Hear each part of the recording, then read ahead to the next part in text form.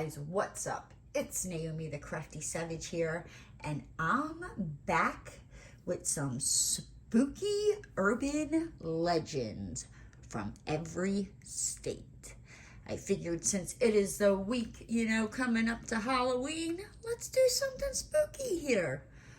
So I really don't think I'm going to get through all 50 of them in one video. So this will probably be broken up into, I don't know, I would think maybe 2, maybe 3 videos. So we're just going to call this part 1. So, how are you guys doing? I hope you're doing fantastic. I'm over here getting ready to diamond paint and tell you about some spooky urban legends from every state. So this comes from Reader's Digest. I will also have what I'm working on, the tray I'm using, pen I'm using, all that good monkey stuff linked down below. Let's get into this, shall we? Okay, so the first one, Alabama. Alabama. Oh, and also, there's probably going to be some things I'm probably not going to pronounce right. I'm going to do my best and just fumble over them as I go, so bear with me there, okay? So the first one is Alabama. So, Alabama is Hugging Molly. What is Hugging Molly? So it says, the legend of a Hugging Molly is clearly a tool used by parents to get their children to obey the rules. Ooh. I don't know. If you're from Alabama, let me know. Have you ever heard of Holly Molly or Hugging Molly? So the story, native to Abbeville, tells of a phantom woman who appears to children if they stay out late at night. Ooh, thank goodness I never lived in Alabama as a kid. She grips the lingering child tightly and screams into their ear. She's not meant to cause death, just one hell of a fright. Ooh, that's a little freaky. You might go like deaf or something. I don't know if that's good. Okay. And if you live in any of these states, please comment down below, if you've heard this, urban legend. I would love to know. Okay, so the next one is Alaska. Now, I'm gonna butcher this name to no freaking extent, all right? The Qualupalik, it's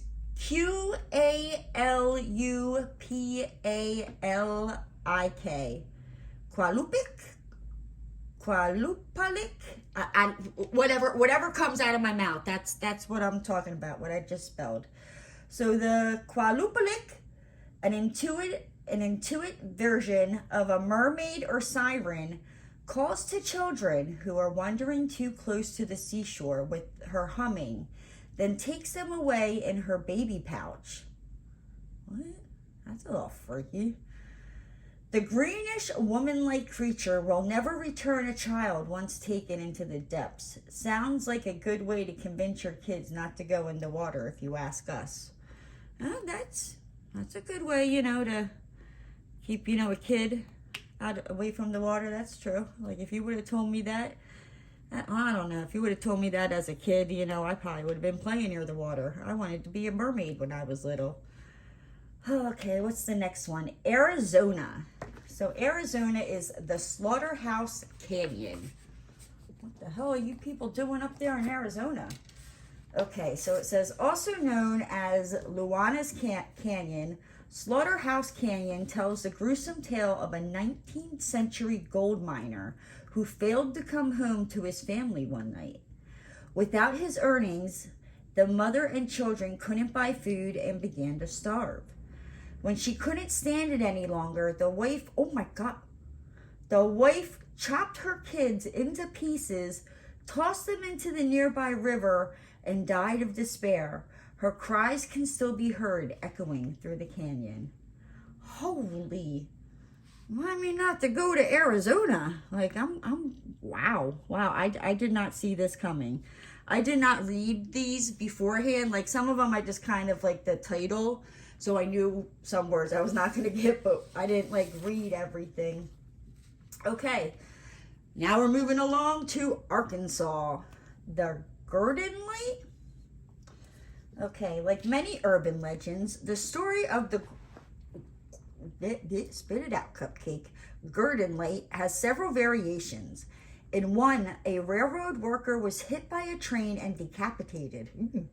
His spirit can still be seen today, searching for his lost light. Somebody give that man a flashlight.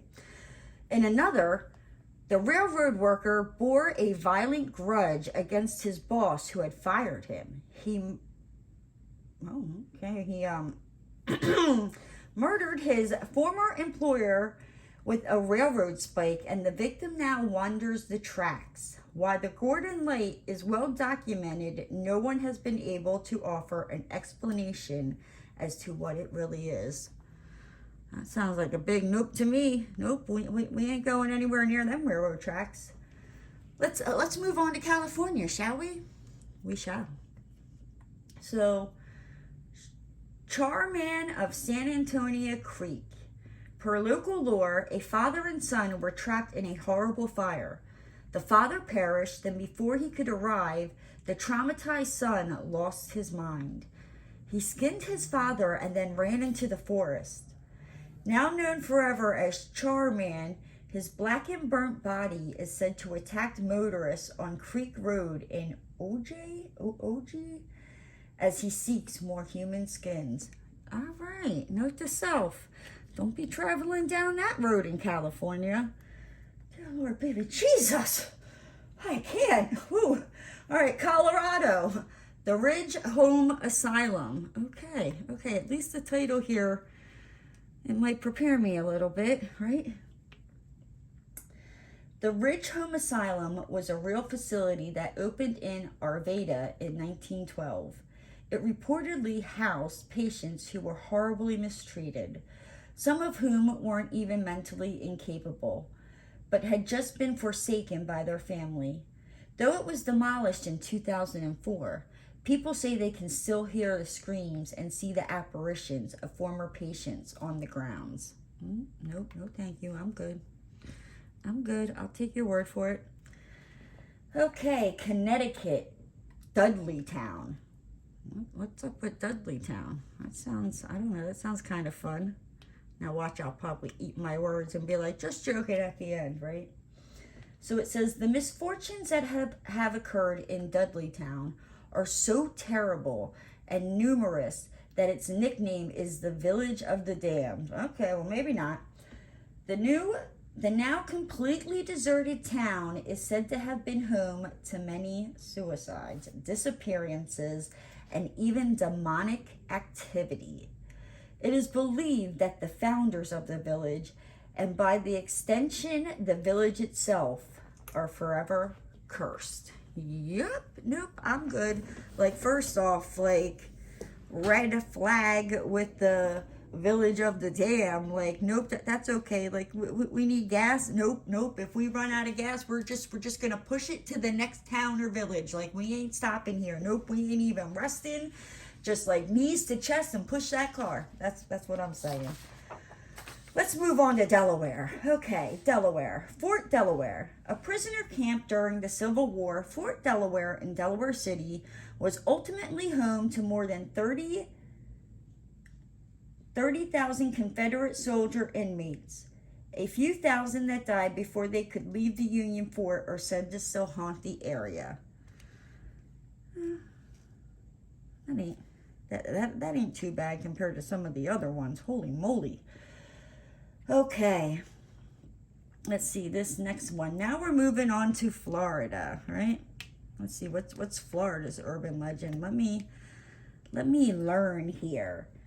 Captain Tony's. Okay. Who's Captain Tony? Since 1852, Captain Tony's, the oldest saloon in Key West, has been known to be haunted. Doors slam for no apparent reason, and there is inexplainable banging noises and frequent ghostly visitations. Perhaps that's because it's the site of the town's original morgue and was built around a tree that the town once used for hanging pirates. Alrighty, well, if I ever go down to Key West, I'm gonna make sure I stay clear of Captain Tony's. I mean, could you imagine being out there, like, having a few drinks and, yeah, nope. I'd be like, I swear I'm not drunk, but there's something walk by. Like, did you hear that door slam? Nope, I'm out. Okay, let's move to Georgia, shall we? So, Georgia, the Song of the Cell. As the story goes, in 1848, Alec and his wife Betsy, both slaves, were in their home one night when their master, drunk and belligerent, crashed open the door. He attempted to attack Betsy, but Alec fought him off. Good for you. Undeterred, the master chased Alec up a ladder into a loft. I don't know if I want to read this. As the struggle continued, the master lost his balance. Okay. Fell out of the loft and died. Even though Alec turned himself into the sheriff the next morning, why? He didn't do anything. It was self-defense. He shouldn't have been there in the first place. The next morning, explaining that what happened was in self-defense, he was still charged with murder, par for the course of the antebellum South. Alec was imprisoned in the old Lawrence jail and later executed, unjustly for a crime. People say they can still hear his sorrowful song traveling through the walls of the old jail. That just broke my heart. Like, what the fluff? I think he should come back and, like, haunt everybody and their ancestors, and that ain't right. Oh, maybe I should have read these beforehand. Hawaii, the Pali Highway. Pele, the Hawaiian volcanic goddess, has many myths attached to her name. One tells of her ill-fated union with the demigod Kamapuz, who was half pig, half human. The two supernatural beings had a terrible breakup, agreeing to never see each other again. That's why, as urban legend has it, if you carry pork with you when you travel over to Pele, Hawaii, in Oahu, your car will come to an incomplicable halt. Next time you're in the area, we advise sticking to chicken. Yeah, no. Yep, okay. Good to know. Idaho, the Water Babies of Massacre Rocks. Oh my gosh. Maybe I should have read these. I'm starting to think maybe I should have read these. This urban legend is about starvation and infanticide, so if you're squeamish, you may want to skip ahead. Oh. Can we skip ahead? It says, when famine hit the local areas of Pocatello, mothers resorted to drowning their babies in the rivers instead of letting them starve to death. It is said that those babies turned into fish-like imps whose new mission was to trick or even murder people. What the Yo, some of these, like, urban legends are sick. Illinois, Bachelor Grove Cemetery. Oh, is that where I need to go find a man? I think so. All right, ladies, we're heading to Illinois. It's a Bachelor Grove Cemetery. Often referred to as one of the most haunted graveyards in America, the 82-plot cemetery is known as a home of many phantom sightings, from a ghostly white lady to an infernal white farmhouse. People who have visited the site have seen numerous inexplainable illusions. Ooh. I don't know. I think I've seen that one about the white lady. I think I did. And like who she is. I think I have heard that one before. Indiana, 100 Steps Cemetery. What the? If you visit this cemetery in the town of Brazil and climb the 100 steps in the total darkness of night, why would you do that? Legend has it you'll see the ghost of the original caretaker appear before you on the top of the hill. He will give you a preview of what your own death will look like. I don't know if I want to see that. And I apologize if you hear that stereo. People are freaking idiots. Okay, here we go. Iowa, Stony Hollow Road. Okay, this sounds maybe a little nicer. I'm almost afraid. As the saying goes, a woman scorned is not someone you want to mess with. Oh no, honey, no you don't. Lucinda of the town of Burlington is no different. Legend says that when her fiancé failed to meet her there as promised one night, she threw herself off the bluffs along Stony Hollow Road. Why would you do that, silly girl? Ever since her ghost has appeared to countless people, what's worse is that she leaves a rose at your feet. You are destined to die within 24 hours, or so the story goes. Okay, I mean, I think she was being a little dramatic by throwing herself over the thing, you know, like, just go find somebody else. I don't know. Let's move on to Kansas. Molly's Hollow. The urban legend of Molly's Hollow speaks to the United States racist history. Oh, I don't know if I want to read this. Local townsfolk found out, as the legend goes, when the local townfolk found out that Molly, an African-American woman, was involved with a white man, she was lynched. People claim her spirit is still there, screaming at night. I hope she comes back and does more to you than that. That makes me sick. Okay. Kentucky. Hogan's Fountain. In Cherokee Park, you'll find Hogan's Fountain, which features a statue of Pan, the pastoral yet devious Greek god. At every full moon, some versions say every night at midnight, the figure of Pan wanders the park, causing mischief for passerbys. Oh, that's weird. Louisiana, the Carter brothers. Back in the early 1930s, a young woman escaped from the home of the Carter brothers in New Orleans. With slash marks on her wrist, she told the police that the brothers were feeding off her blood. Ooh.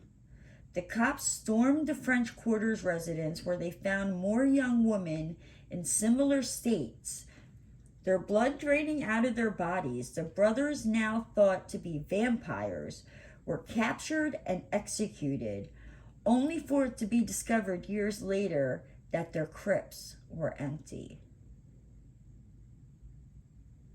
Well, that's creepy. How'd they get out? Are you sure you put them in there? Oh, let's see. Where are we at? Okay. Maine. Seguin Island Lighthouse. Like many urban legends, the one in Maine has to do with isolation. As legend has it, in the 1800s, the caretaker of the Seguin Island Lighthouse and his wife were the only two people living on the tiny spit of land. They naturally grew increasingly bored and isolated. The caretaker bought a piano so his wife could play it to keep them both entertained, but she only knew one song. The insufferable repetition of the same tune, combined with the severe sense of isolation, drove the husband mad. He took an axe, chopped the piano and his wife into bits, oh my gosh, then killed himself, or so the story goes. Holy bejesus.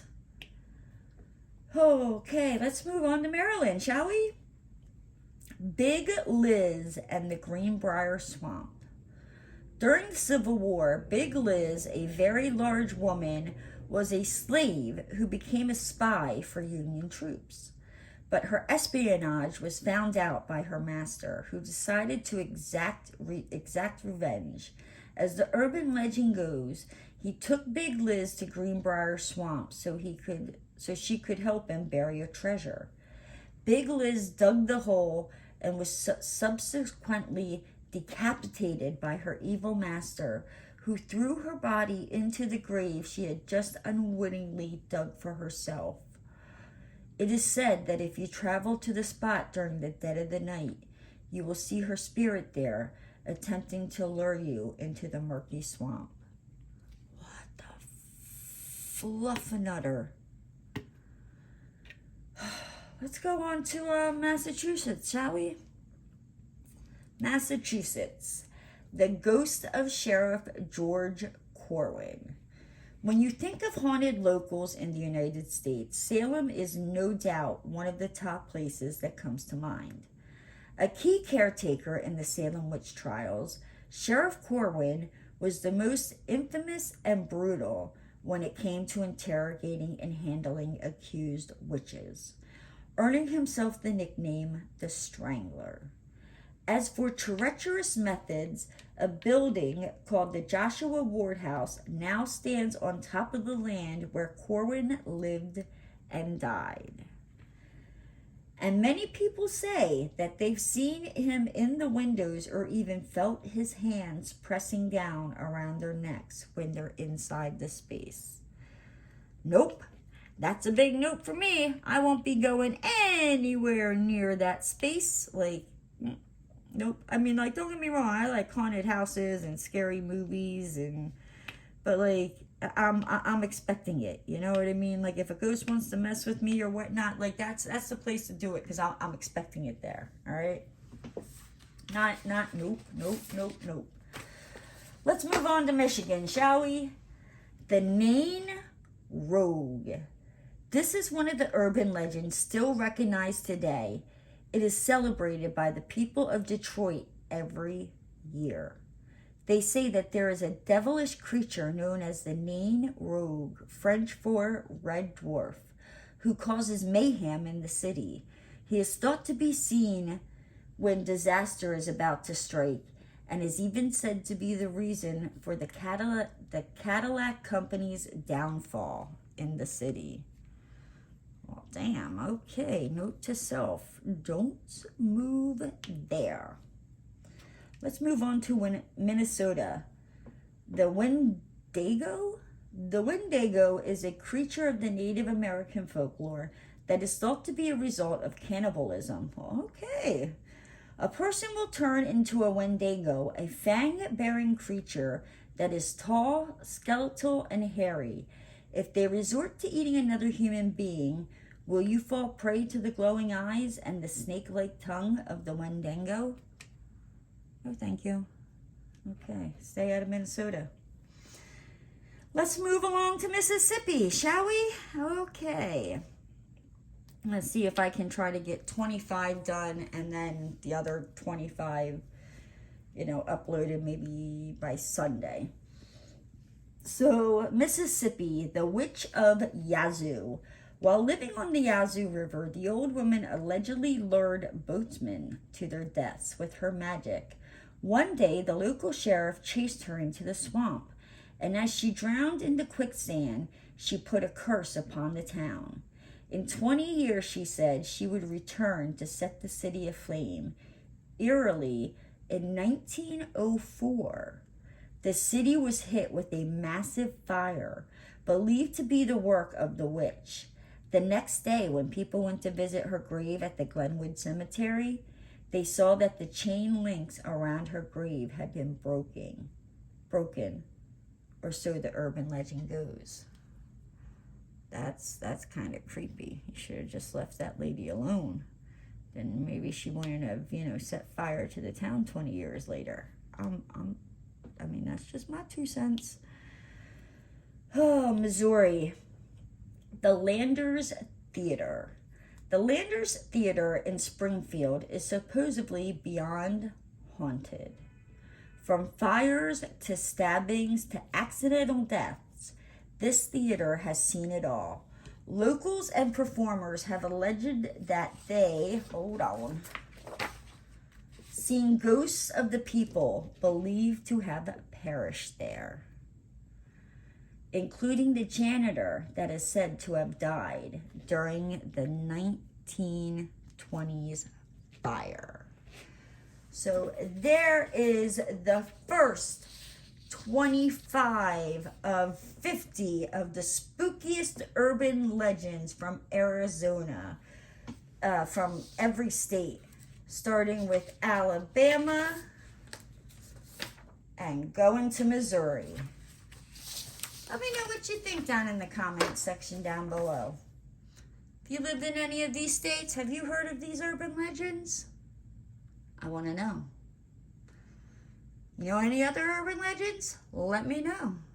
But with that said, guys, I'm going to hop on out of here. If you're new to the channel and you haven't already, hit that subscribe button and ring that notification bell. And don't forget to give the video a thumbs up. And I'll see you next time, guys. Woo!